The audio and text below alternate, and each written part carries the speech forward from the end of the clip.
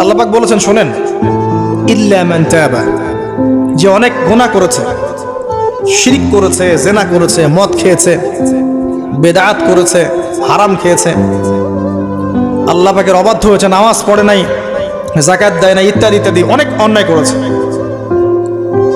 একদিন তওবা করে ফিরে এসেছে। আল্লাহ পাক বলছেন ইল্লা মান তাবা, যে ব্যক্তি তওবা করে ফিরে আসলো, ওয়া আমানা, এবং ঈমান নিয়ে আসলো, ওয়া আমিলা আমালান সালিহান, এবং এখন থেকে শতামল করা শুরু করলো, হোক সে নারী বা পুরুষ, যে কেউ, যে কোনো বয়সের, যে কোনো বর্ণের, যে কোনো ভাষার, যে কোনো দেশের, এগুলো কিচ্ছু যায় আসে না আল্লাহ পাকের। ইন্নাল্লাহা লা ইয়ানজুরু ইলা আজসামিকুম ওয়ালা ইলা সুওয়ারিকুম ওয়ালাকিন ইয়ানজুরু ইলা কুলুবিকুম ওয়া আমালিকুম।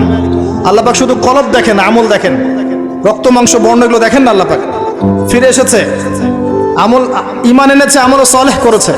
আল্লাহ পাক বলেন উলাইকা, এরাই তারা, ইউবাদদিলুল্লাহু সাইয়্যাতিহিম হাসানাত, এরাই সেই ব্যক্তি যাদের সমস্ত গুনাহকে আমি আল্লাহ নেকি দিয়ে পরিবর্তন করে দেব ইনশাআল্লাহ।